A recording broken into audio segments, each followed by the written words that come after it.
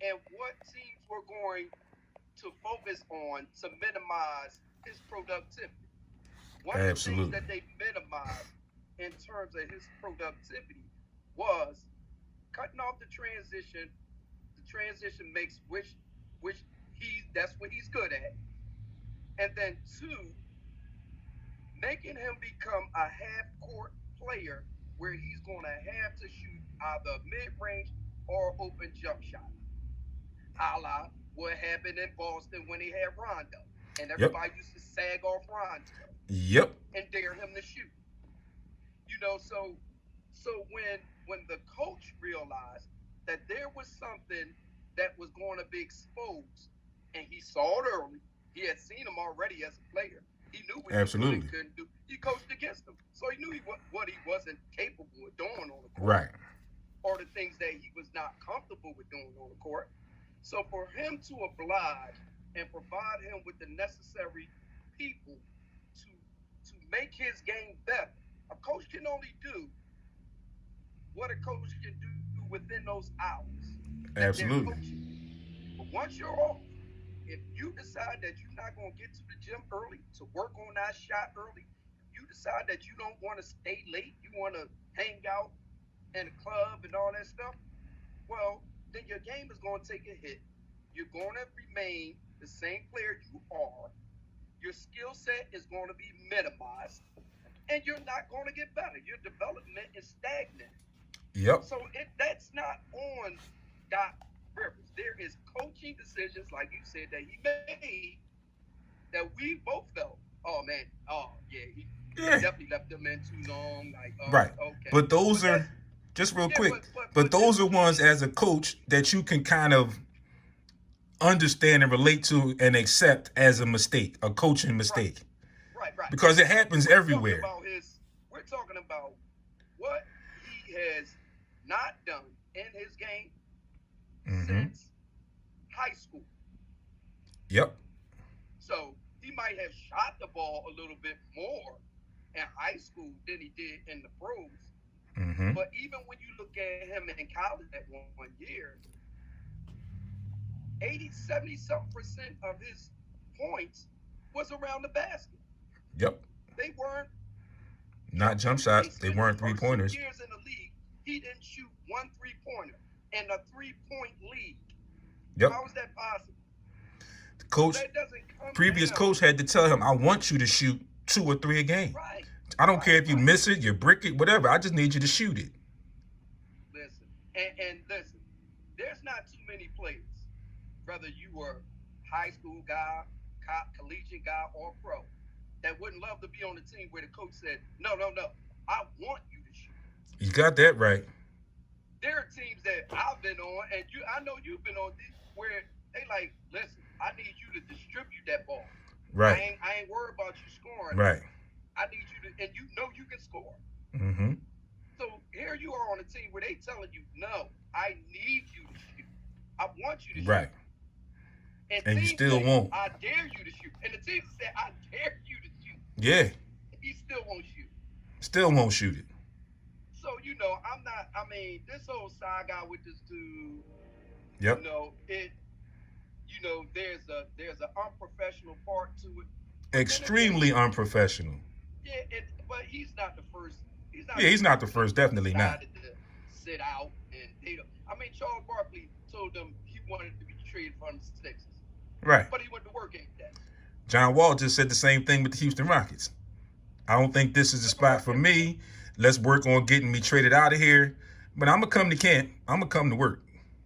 Come to work because listen, and here's where it separates. John Wall works on his game all the time. All the time. So the times that he's not on the court, that means there are parts of his game that he isn't able to work on during the game time set. Right. So the longer you sit out, the more your coordination is a little off, your condition Yep. is a little off, all that stuff is a little off. And especially when you've been working on your game all summer. Yeah. Has he been working Big on his difference. game? Has Ben Simmons been working on his game all summer and every summer? Robert Reeves, thanks for tuning in, bro. So I don't know if that's what if that's what he's been doing in the summer, again, we don't know because we're not with him. Right. We know that he showed videos when he's in the gym. You know, see, and my whole point with all of these videos now, within the past several years, I had a conversation with somebody on Friday. And one of the things I mentioned is, and I said, I'm sick of the videos. I don't even watch them anymore. I said, because if you notice and you know anything about basketball, when players are working on their craft, they're with the specified trainer, and it may be 2 to 5 people in that session. Right. When they're, and no disrespect to Rico Hines, because I think he does beautiful things with the pros, but more so than not, when it's 10 NBA players or 7, 8 NBA players in the gym running up and down the court, in my opinion, they are working on stamina. They are. They are working on getting and staying in shape. Because look how fast we forget, and look how fast training camp has showed up. Media day was today. Training camp starts tomorrow. Right. Some of these guys went to the Olympics, so they had some time to work, even though they were in schemes and everything like that. But some of these guys are getting themselves prepared to come to camp in shape, ready to perform. Like you said, Baldy, ready to do their job. Yeah. Yeah. Well, what about this? Let's just curve it a little bit. I don't doubt that Shaquille O'Neal loved basketball. Right. I know that Shaq loved basketball. Mm-hmm. What we do know is he didn't love it as much as Kobe. True. He didn't love it as much to where he should be in shape every season and be ready to dig down. True. What he told Kobe was, I get in shape when the season starts. Yeah, Joe, like I said, no disrespect to Rico, because I know what he does. And Joe Richmond, thanks for tuning in. Yeah, Joe, excuse me, boy, real quick. No disrespect to him. I was just putting out there, Joe, that sometimes some of these guys are just playing to get themselves in shape. And I am definitely in tune with what Rico does. He definitely does a great deal of good things for the league and for those players. Yeah, most definitely. Listen, what they do in the summertime, like you said, no different than when we were younger. I would have coaches tell me, hey, when you play pickup ball, I don't want you being on a stacked team. I want you to play with some guys that don't really know. Work on your leadership skills. Work on getting them in places where you think they should have the ball. Work on your guard skills. In my opinion, good coaching. And everybody be like, yo, why you playing with them? Nah, it's cool. Yeah, I'm doing some things. Yeah, I'm doing some things here. Or I would play a whole game. I would play a whole game, and I say I'm just going to work on the left side of the court. Right. Work on dribbling with my left, go on the left side of the court, create things on the left side of the court. So these guys, cool, Joe. If I did that as a 13-year-old, I know these dudes are doing it as pros. Oh yeah, absolutely. So I ain't worried about nobody showing me no video, but then you go a whole season and you don't shoot a damn jump shot. Don't shoot it at all. I don't care about the videos you put out. Yep. I want to the progress and the production. Yes. That we know you're capable. This is all about his capability. Yep. This is not about slamming this dude. Not at all. It's about understanding what his capabilities are and him being able to tap into those capabilities to become a very dominant player. Because to be a dominant player in the league. Yes.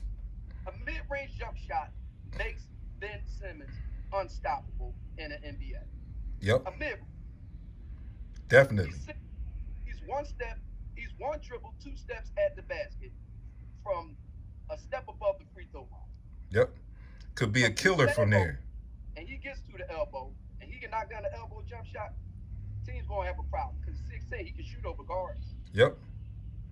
So that makes him a beyond unstoppable dude if he just focuses on the mid-range. Just shoot him. Shoot him. Yo, I've said that. You know me, Boston. You've been here with me, and I've said it too. I don't care if you shoot 5 and you miss 4. Yeah, exactly. I need you to shoot it. Yeah. Appreciate you, Mark. What we always say when guys go to the gym, they're making at least 1,000 or 1,500 shots. Yeah. But they only 15 to 20 shots in a game. Absolutely. You gotta go to the gym and make at least 1,000 or Right. 1,500 to be able to have the ability to shoot at least 10 to 15 shots in the game. Mm-hmm. Now, if you if you ain't even making 200 a day, Yeah, we got some issues. We got some okay, problems. well, yeah, now I understand why you not shooting none during the course of the game. Mm-hmm. You hit the depth. Yep. There's no rhythm to your shot because you None at never all. Yep. So let's branch off a little bit, and let's get to what's currently in the mix. mm-hmm. Three of your teammates get together and they say, oh, well, yeah, let's take a plane. Let's go to LA. Let's just go talk to this guy. So ideally, we don't know exactly what they went to talk about. It was put out that they were planning to try and convince him to come back, which could have been the reason. Or allegedly, some of these guys were friends with him, and maybe they just wanted to go talk to him to see where his head was. He immediately declines and says, no, don't waste your time, don't come. So now all of this plays into the tradability, the locker room, the teammate presence, and the entire league is seeing this and hearing this just as well as we are. Right. Who wants a teammate like that in their locker room, on their team, a guy that I cannot come and talk to? I mean, I've played with some people, you know, the people I played with as we were just playing street ball.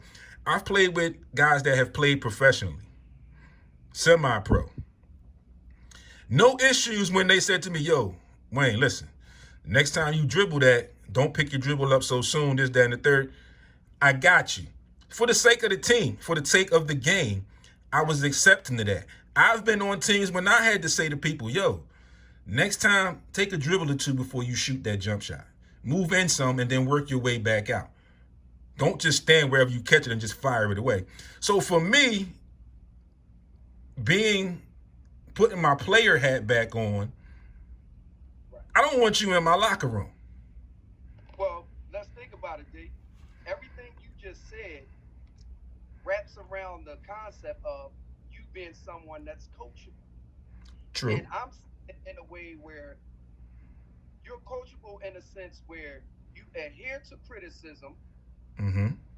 constructive criticism, and Right. then you apply it. Right. See, some people take It's the way I was criticism, taught. they Yeah. solve criticism. It's the way I was taught.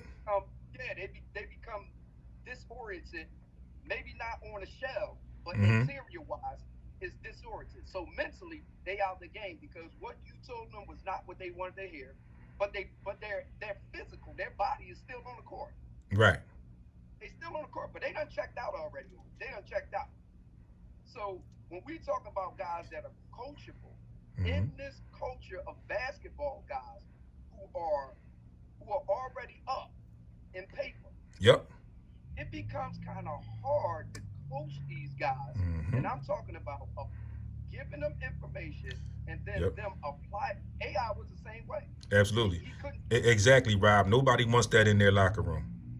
Yeah, it took him a minute. Yeah. And then when he understood it, Right. when he got a X's and O's guy Mhm. and realized, okay, this dude does know this game. Absolutely. Let me get this guy. And if it don't work out, I'm gonna go back to doing it my way. Right. And he had the best year. Yeah, because he got to grow up. And so that's the thing about him. It's gonna be hard. Like you said, he got to grow up. It's gonna Mhm. be hard for him to grow up because in his whole process of Yep. this whole, he hasn't been made to grow up. Absolutely. What do I always say, Ball? He's complacent. He's cool with where he gotta is. figure something out. Yeah, and I say it all the time. I tell people he's complacent with where he is. And sometimes people don't seem to understand it, but it's part of what you just said. Some of these guys get the coin and they feel like I've arrived. And he Right. kind of fits in that where he's complacent with where he is. He'll tell you, oh, I'm an all-star. I'm third team all NBA, whatever. I'm top tier defender. Okay, but the greats always worked on their game and brought something back. The greats were not afraid of the moments that you have put out that you are afraid of by your play and by your actions. And I can't sit here and say that's definitely the case. I can only tell what I've seen. And what I've seen gives a lot of people, including me, that very impression. Yeah. And you know what? You know what? I'm going to apologize. Maybe it's us. Maybe we're the crazy ones to believe that he wants to be great. We're the crazy ones to think That could that he be. wants to be great. That could And be. this is why all this dialogue is going on because we were under the impression that this dude wanted to be the best to touch that court. Yep. And he's showing us the opposite, but we're still in phase one thinking he wants to be this guy. Yeah. So But we're the crazy ones. just He's showing us who he is. I get that point. Yeah. We're the But just crazy. to touch on that too, excuse me. If you watch any of his videos, he'll always say, I want to be the best Ben Simmons I can be. When reporters ask him about comparing himself to other players, he always says, I want to be the best Ben Simmons I can be. Okay, Meanwhile, maybe he's everybody there. else was shooting to be Michael Jordan. And maybe he's there. But also, when we go back to this all the time, in his documentary, One and Done, and I go back to this moment, and you know what moment I'm going to. The moment when his sister calls him, he's laying in his dorm room bed, and the first thing his sister says to him is like, yo, dude, why are you not in class? His response is, so much, I only came here because they told me this is what I had to do to get to the NBA. Yep. Once I found out I only had to be eligible the first semester, what's the need of me going to class? I came here to play basketball to get to the NBA. How about even this? How about you didn't just quit school? All right, I get it. You didn't really want to be in school, but you said you was a ball player. So Right. how is it you don't even show up to play in the NIT because y'all did make the tournament? Right. Not at all. So even if you don't want to go to school no more, the one thing we all know, even in high school, jokers just was they made sure their grades was all right just so they could play ball. Yep. And then they Right? played. Okay, so and they played. Now you telling me this dude went to school and then decided, all right, I ain't got to go to class no more because this is what they told me I had to do to play. But you still got games left. Right. You still got games left. Mm-hmm. So if I'm a ball player, I'm gonna go ahead and finish the rest of these games and showcase my skill set because I'm going to the league anyway. But ball is what I came here to do. I'm gonna be playing in this tournament, and I'm gonna go ahead and bomb them too. Yep. He didn't even show up. So No he quit. show. No show at all. You He right? quit, so he showed us who he was. Yes. Absolutely. You know what I mean? What they say when a person show you who they are, believe them. Absolutely. All right, but I believe him. I You better this believe guy him. that I think a wants lot to more perform. people are going to start to believe him now. Listen, I don't know where JoJo and them was going down there to say to him, but I was hoping they was going down there to roll on. Yeah. Look, this was my thought too. And I'm thinking they was going to go down there angry and let him know, yo, dude, like, what are you doing? Because some could have truly transpired down there. Yeah. You know what I'm saying? And Some you know, players didn't go. the other crazy part in that whole situation is, what better person to talk to and take it from than Joel Embiid? He went through the same thing with the same two people, Shaq and This Charles. supposed to be your main man. Shaq and Charles said it. Joel Embiid, early in his career, if this kid would get off the fast food and do this and do that and whatever, Joel Embiid's stats improve every year moving forward from his rookie year. He has now improved to being last year's second in the MVP race, arguably, in my opinion, the MVP, and is right back there leading candidate for the MVP. But he also took it in stride here in Philly, where he got booed. And now the city loves him. He can't do no wrong. Right. Because as a professional, as like you said, Baldy, a basketball player, oh, y'all think I'm soft because I don't stay in shape and y'all boo me? Okay. Well, guess what? When I come back, I'm going to show y'all what y'all was booing. Really. And hasn't been many boos left. Like I said, right now he's to the point where you can arguably say he can do no wrong in this city. And my man, he played through injury. Definitely. Another reason, like I said to people, I say, yo, why don't you go talk to him? You claim that this guy is your friend. This is somebody that you should definitely talk to because he's been through it. And I'm a firm believer of if I want to talk to somebody, I need to try and find somebody that's been through what I'm going through right now that can obviously help me get through it in some type of way. Right. It may not work exactly the same way, but I can take a lot from that dialogue that would help me get to where I need to be. But again, like I said, I told people, I think, and I use this word a lot, I think the complacency has really taken over him, and he is okay with where he is. And I don't know this for any fact. This is just me on the outside looking in, just giving a perspective. But I'm pretty sure that his camp, Ben Simmons' camp, his management team, probably told him, yo, don't let them come out here and come talk to you. There's nothing to talk about. Yep. Let's shut that down. If we want to make this, I got a gut feeling that happened too. Let's shut it down. Nah, they ain't coming out here talking to you. It's cool. Let's shut that down. Tell them no. You know what I mean? Now, meanwhile, that could have been a conversation between teammates that a coach can't have. Coach can't reach you the way your teammates can because you in the trenches with your teammates. Absolutely. You know what I mean? And to shut that down, I can see if Doc Rivers tried. Right. But you talking about your teammates. Right. And then it goes back to when they said at one particular time during the summer that Joel Embiid and Ben Simmons really don't talk to each other during the offseason. Yeah. Well, how are you trying to create a formula? And we don't even still, this dude wanted to come and talk to you. Still wanted to come talk to you. So yeah. That's crazy.